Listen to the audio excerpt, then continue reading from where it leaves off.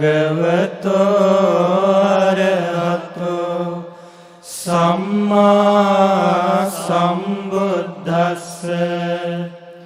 Namo tassa bhagavato arahato samma sambuddhassa. Namo tassa bhagavato arahato samma sambuddhassa. Namaste. So last few days we've been talking a lot about Nibbana, but it has been primarily from a philosophical point of view and trying to give the concepts around Nibbana.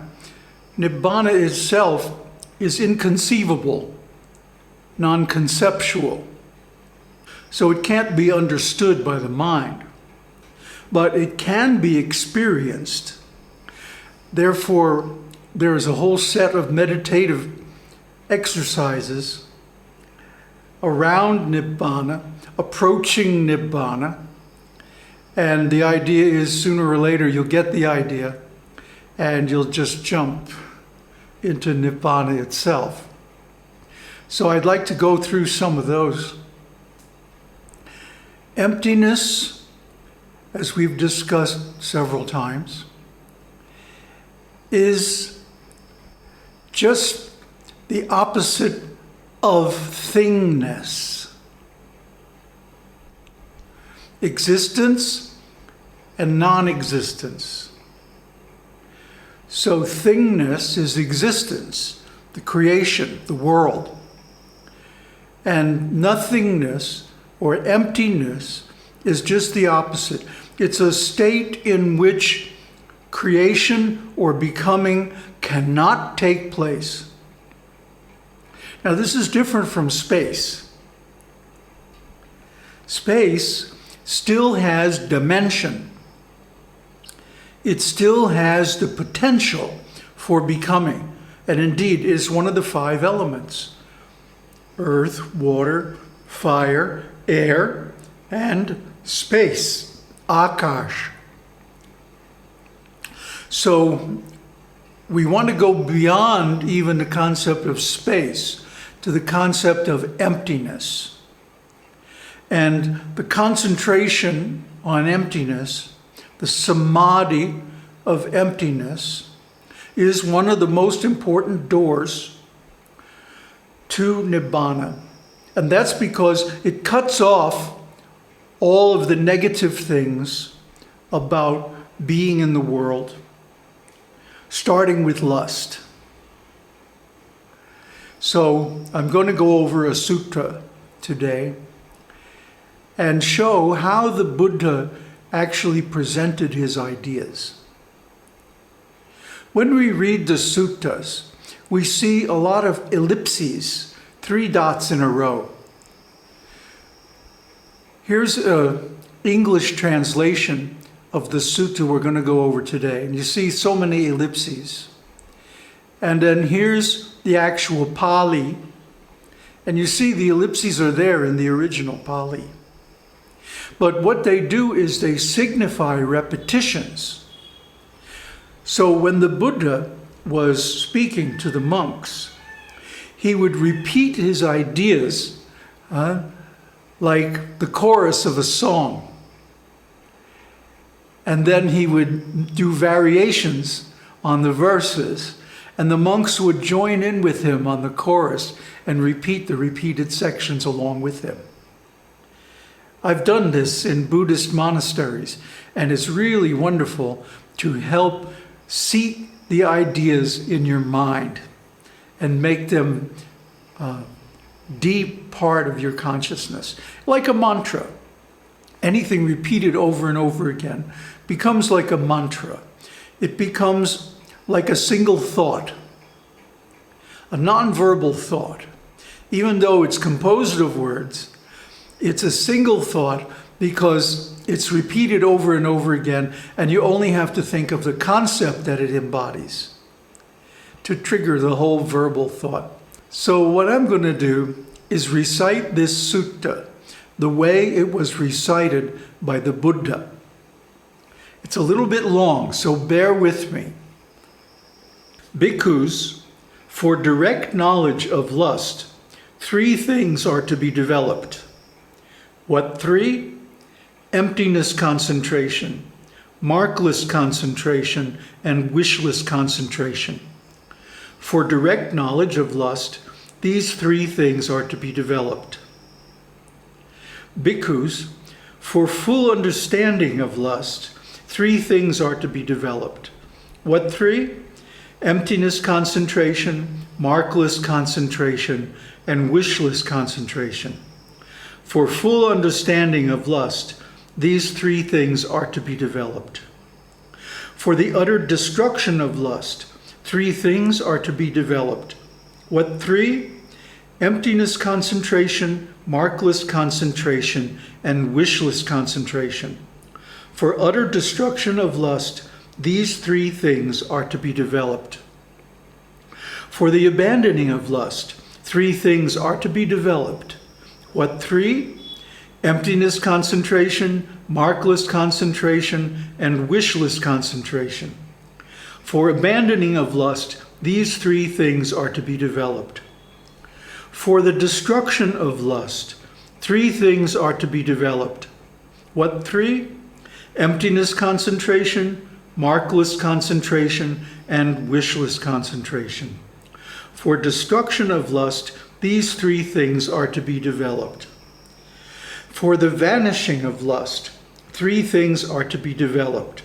What 3? Emptiness concentration, markless concentration, and wishless concentration. For vanishing of lust, these 3 things are to be developed.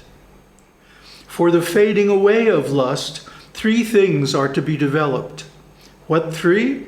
Emptiness concentration, markless concentration, and wishless concentration. For the fading away of lust, these 3 things are to be developed. For the cessation of lust, 3 things are to be developed. What 3? Emptiness concentration, markless concentration, and wishless concentration. For the cessation of lust, these 3 things are to be developed. For the giving up of lust, 3 things are to be developed. What 3? Emptiness concentration, markless concentration, and wishless concentration. For the giving up of lust, these 3 things are to be developed. For the relinquishment of lust, 3 things are to be developed. What 3? Emptiness concentration, markless concentration, and wishless concentration. For the relinquishment of lust, these 3 things are to be developed. Bhikkhus, for direct knowledge, for full understanding, for the utter destruction, for the abandoning, for the destruction, for the vanishing, for the fading away, for the cessation, for the giving up, for the relinquishment of lust, hatred, delusion, anger, hostility, denigration, insolence, envy, miserliness, deceitfulness, craftiness, obstinacy, vehemence, conceit, arrogance, intoxication, heedlessness. 3 things are to be developed. What 3? Emptiness concentration, markless concentration, and wishless concentration. For the relinquishment of all these 3 things are to be developed. So here's a diagram of the semantic structure of this sutta. He goes through 10 different variations of the vanishing, destruction, fading away, cessation, and so on, of these 15 immoral things: lust, hatred, delusion, anger, hostility, etc. And for all these, the remedy is these 3 things that are to be developed. What 3? Emptiness samadhi, markless samadhi, and wishless samadhi. So all told here, there are 170 verses within this sutra in its original form. Now it can be abbreviated by the use of these ellipses, but the actual sutta is very long and contains many repetitions of the main point. What main point? These three things are to be developed: emptiness concentration, markless concentration, and wishless concentration. What does it mean, emptiness concentration? Or actually, shunyata samadhi. This is the most important of the three. It means that we are concentrating on a state of non-being and non-becoming. Not nothingness. No, this is beyond nothingness, because no-thingness is really predicated on thingness or becoming. So, to get beyond it, we have to go to a whole new level. And that is the level where becoming is not possible, because there's none of the infrastructure required for becoming, like space, time, mind, ignorance, delusion, lust, etc. So these things have to be given up. But how are they given up? By the emptiness concentration itself, by the markless concentration. In other words, there are no qualities, no signs, no symbols of this concentration. This emptiness is so subtle, it can't really be named. Although we talk about it as emptiness, or signless, or markless, or non-symbolic, or non-conceptual, still those are just fingers pointing to the moon. They have no real meaning in and of themselves. They're just pointers, pointing you towards something. And then finally, wishless concentration. In other words, it's not that we're thinking, I'm doing this meditation so that I can attain enlightenment. I'm doing this so that I can be free from stains. I'm doing this so I can be free from lust, anger, covetousness, and so many other things.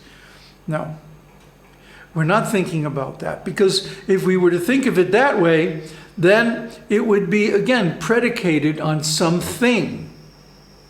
The desire for something, some quality of beingness or becoming. And what we're trying to do is get out of becoming altogether. So in other words, when we're in this concentration, we simply forget about becoming. We forget about signs and symbols and marks, language, and so on. We forget about wishes, desires, needs. We forget about all of these things.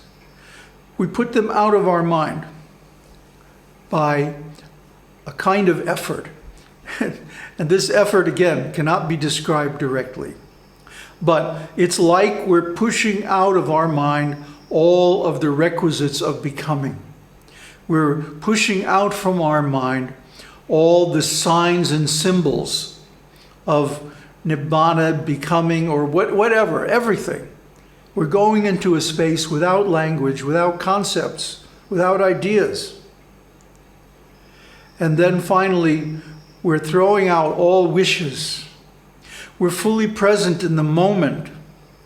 We're not looking forward or backward towards anything. We're fully here now, concentrated, awake, aware, and empty. This is the samadhi. This is the concentration that leads to nibbana. Aum Tat Sat. Aum Shakti Aum.